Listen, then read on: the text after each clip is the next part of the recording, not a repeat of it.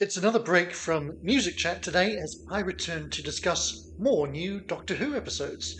I've got two to cover, so let's dive straight into it, starting with the story and the engine. Okay, so we're in episode 5 of the current season, and that brings us to Lagos, Nigeria.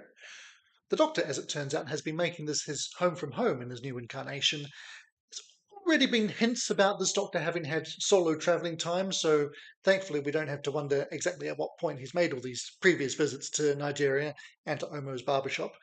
But it's a hugely refreshing setting for an Earth-based story, it has to be said, and it's only fitting for an episode that is, as is becoming a happy habit the series, using the series to tell different stories in different ways. So here, writer Inua Allams, not on board apparently at Nshute's recommendation or possibly even demand, he truly gives us something previously unseen in Doctor Who. Once again, the season is proving just how much scope there can be for new Doctor Who adventures, even this far into the series' life. It's also, as far as I can tell, the first time a writer has an acting credit in their own story. Yes, I know about other writers appearing in Doctor Who, about Glyn Jones or Derek Sherwin or Mark Gatiss, obviously, but that's not the same thing. And cameos are certainly becoming a thing this season, aren't they? Though, please, don't let that fleeting glimpse of a space baby be anything more than that. Space babies aside, there have been some terrifying scenarios presented to Doctor Who over the years, but here, one of my worst fears is brought to life. Having to hold a conversation while sat in a barber's chair. I can't bear it. You can't hear what they're saying while they're buzzing clippers around your ears. You don't want to turn around and say, "What was that?" because they might accidentally shave your eyebrows off. And they're probably just talking about sport anyway. And if you do open your mouth to talk back, then you just get stray hairs landing in it. Oh, it's a nightmare. Traveling through space on the back of a giant spider, I can cope with that. Sat in a chair talking? Nightmare. Am I being completely serious? I'm rather afraid I am, actually, yes. Anyway, if they even still exist, I'm not sure what younger viewers will have made of this one. I'd like to credit them with enough imagination to have been drawn into this world and not see it as a boring talky one. But I don't know any kids, so can't ask. In any case, the performances across the board are excellent. The shop customers do fall into the background a little too much by the end of the story, but they begin very strongly, and their camaraderie is vital in setting up the location and the relationships in the first place. And speaking of characters who started strongly, maybe it was her absence and lucky day, or maybe it was just exacerbated by that, but I feel at this point in the season, Belinda is beginning to mount away as being either a believable or particularly interesting character. In the Doctor's story, she is just a little too perfect. I mean, yes, you can pass that off as it being his idolized version of his new companion, but then why his story would include the latest Mrs. Flood cameo is anyone's guess. And Verada convinces very well in her solo TARDIS scenes and on her journey through the market, but almost as soon as she enters the shop, Belinda's unrecognizable as the character we've not quite come to know and love, or indeed as a real person at all, suddenly knowing all sorts of things she shouldn't and becoming Belinda Exposition. Yes, that's a portmanteau of Belinda and Exposition. I thought that was very clever. I can tell you disagree. Never mind, moving swiftly on. That aside, for a tale all about stories, this one unfolds in a generally satisfying manner, with its layers opening up as we go along, and each story working on more than one level. None more so than the final one, where Abina gives the Doctor his new hairstyle in the form of the map to the literal story ending room. Although, shouldn't the Doctor's hair have regrown instantly post-haircut like all the other times? As ever, we can gloss over certain things in the name of plot necessity. That said, given this era's obsession with all sorts of gods, the revelation of the barber's motivations feels like a bit of a mismatch with how the gods of the pantheon have been presented in other stories. So just how many sets of gods are there in the Doctor Who universe now? Once upon a time we would have said there were none, but times have changed. Speaking of other stories, Mrs. Flood, or should I call her... No, we'll get to that. She's not the only character getting a cameo here. We get some lovely clips of past Doctors as the Doctor story takes over, and That's after a beautiful but, as ever, all too fleeting appearance from Jo Martin's Doctor. Maybe one day she'll get a story all to herself. It would be well justified, and I, for one, would love for that to happen. All that said, this has been the first episode of the series where my second viewing has actually been detrimental to my overall view of the story.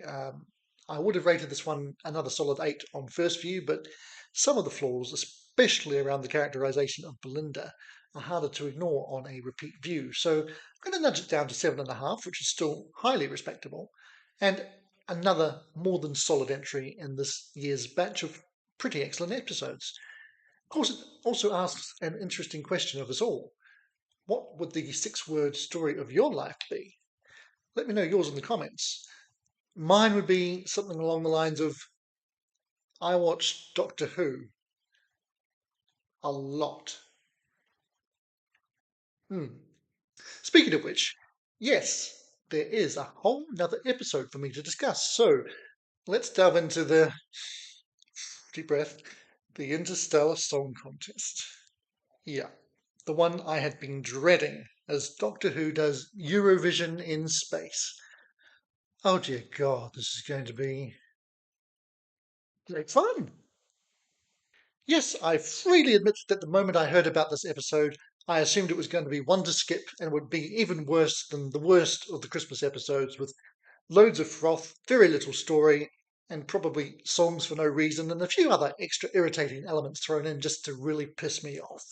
But while I can make allowances for the Christmas episodes, and pretty much ignore them after Christmas Day itself, this one, to make it worse, is going to be a proper episode in an already too short season, and I was going to have to be one of those furious old white people on the internet if they wasted an episode on something rubbish like that.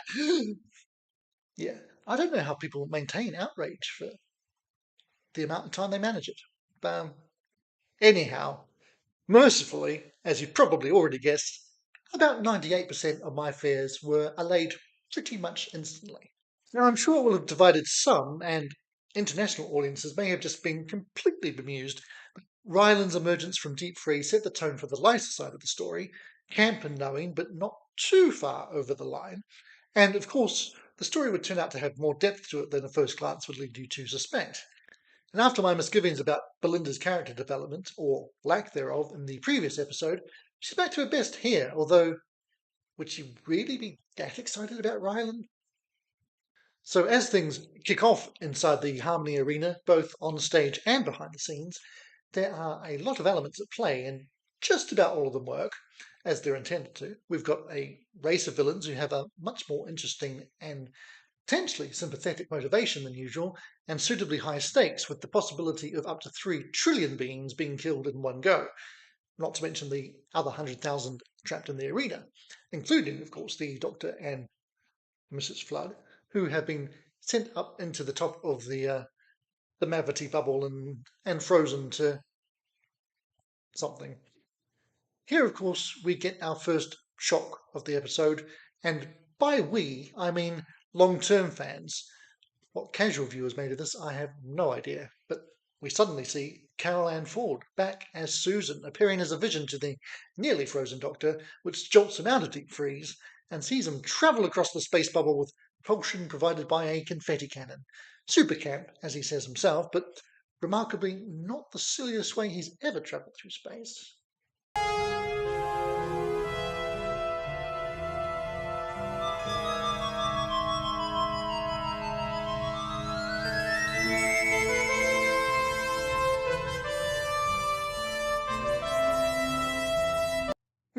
And of course, while all that's going on, Belinda is separated from him and the TARDIS, and as she did in her brief solo TARDIS scenes last week, really shines here, whether she's in proper panic mode or when Cora brings her to her senses and she calms down a bit.